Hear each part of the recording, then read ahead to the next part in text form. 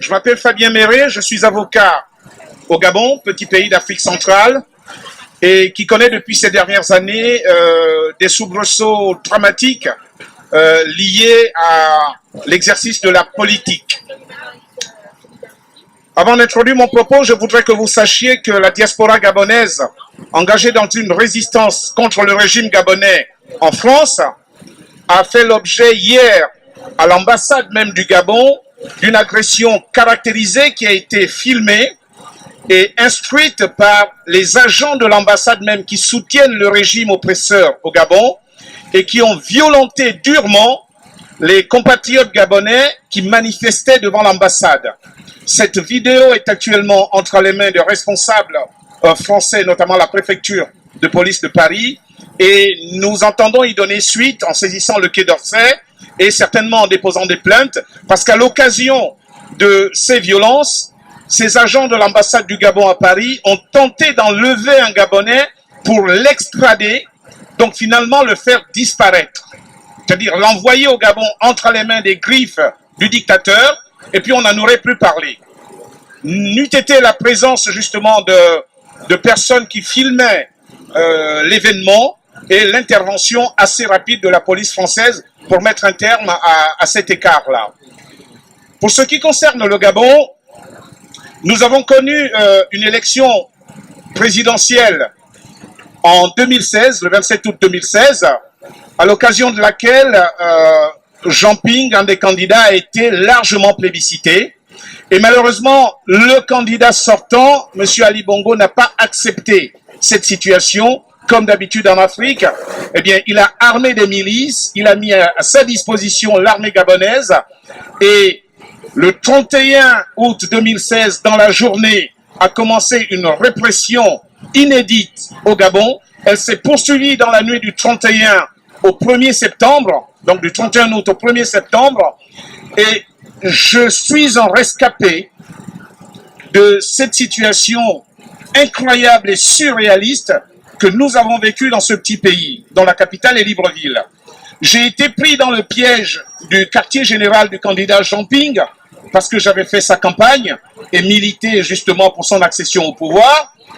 Et dans la nuit, des milliers de Gabonais se sont réfugiés dans son quartier général de campagne. Eh bien, le candidat Ali Bongo a armé des milices et utilisé les forces de la République pour venir assassiner, je dis bien assassiner, parce que c'est prémédité, c'est l'un des facteurs premiers qui caractérise l'assassinat, la préméditation. En pleine nuit, pendant toute une nuit, il a tué des dizaines de jeunes, il y a des vidéos, il y a des photographies. Le monde entier intéressé par la situation du Gabon est au courant de ce qu'il s'est passé parce que sur place, il y avait une commission d'observation du Parlement européen. Il y avait également des observateurs de l'Union africaine, mais également d'autres organisations internationales et qui ont l'ensemble des éléments palpables et vérifiables des faits que j'évoque. Et à l'occasion de ces tueries, on a enregistré une trentaine de morts officiellement et des dizaines de disparus parce qu'on a vu les corps être emportés par ces milices. Et jusqu'à ce jour, personne n'a des nouvelles de toutes ces personnes qui ont disparu. Et l'ensemble des familles vivent dans la peur parce qu'elles sont sur le territoire et n'osent pas dénoncer ou se mettre sur la place publique et interpeller le gouvernement en place. Et on imagine la douleur évoquée tout à l'heure, les différents aspects évoqués par Madame Lecourt tout à l'heure, pour ce qui concerne l'impact psychologique sur tout l'environnement social et quotidien des parents des victimes. Et je voudrais dire qu'à la suite de ces événements, nous avons des prisonniers politiques qui sont actuellement en détention et dont on nie le caractère politique, le régime en place nie le caractère politique. Ils sont ici, ils ont été pris à la suite de ces événements politiques. Il y a Bertrand Zibiabege, il y a Hervé Mombokinga, il y a Landry Amian Washington, il y a Pascal Oyugu et Massavala Frédéric. Ceux-ci sont en détention depuis 2 ans sans jugement. Ils se trouvent dans les geôles des prisons de Libreville, la capitale. Par contre, juste après les élections, des enlèvements sur la place publique, devant tout le monde, ont été opérés par les milices armées par le régime en place, véhiculés dans des 4x4 de couleur blanche, identifiés par l'ensemble des populations, filmés, encagoulés et portant des armes de guerre. Ils ont enlevé sur la place publique Armel Mwendumbina, ici, Alain Bella et Stempi Simoro Obam. À ce jour, cela fait 1 an qu'ils ont été enlevés, personne n'a de leurs nouvelles et les pseudo-autorités n'ont jamais évoqué leur disparition ni leur arrestation.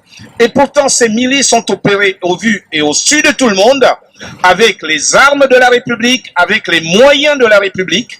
Ni le procureur, ni le ministre de l'Intérieur, ni le Premier ministre, ni le président de la République qui se réclame comme gouverneur de cet État n'ont osé évoquer cette situation tout au long de leurs interventions depuis 1 an. Aucune enquête n'est ouverte.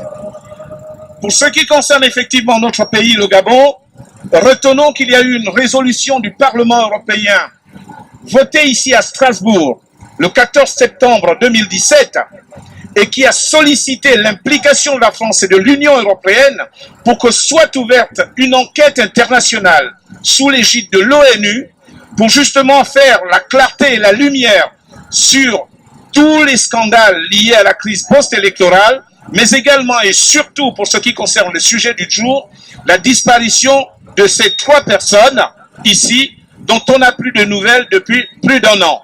Mais il y en a des dizaines qui ont été tuées dans la nuit du 31 août 2016 au 1er septembre, qui jusqu'à présent sont identifiées, mais dont personne n'a des nouvelles. On parle de fausses communes au Gabon.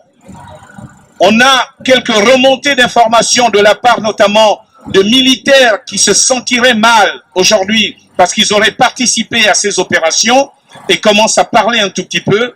Donc il y a un recoupement d'informations qui se fait. Cependant, on constate que ce qui constituait le lot des pays d'Amérique latine, comme il était évoqué tout à l'heure en introduction, nous avons tous connu à travers les médias ces sordides affaires de Colombie, de Mexique, du Guatemala et autres. On se rend compte que l'Afrique n'a pas été épargnée et que de plus en plus, même les pays qui étaient en marge de ce genre de crimes ont mis les 2 pieds dans la fosse du sang et s'inscrivent aujourd'hui dans la liste noire justement des dictatures qui utilisent maintenant les disparitions forcées comme moyen de répression, comme moyen de soumission, comme moyen de terrorisme pour empêcher les citoyens de s'intéresser à la chose politique. Et le Gabon aujourd'hui, qui a toujours eu des soucis d'ordre politique, de répression, et qui ne connaissait pas jusqu'à ce jour des exactions de ce genre, notamment des disparitions forcées, est rentré dans le lot, a décidé de passer la ligne jaune et est aujourd'hui sur la liste rouge justement des dictatures qui utilisent des disparitions forcées comme moyen de répression. Et donc, l'opportunité qui m'est donnée par Amnesty International ici pour m'exprimer au nom du Gabon est plutôt bienvenue et nous estimons que ce genre de tribune doit être multiplié, doit être agrémenté, fourni de témoignages visibles, vérifiables, pour que justement le souhait qui a été manifesté tout à l'heure, afin que nous assistions à la disparition des disparitions forcées. Je vous remercie.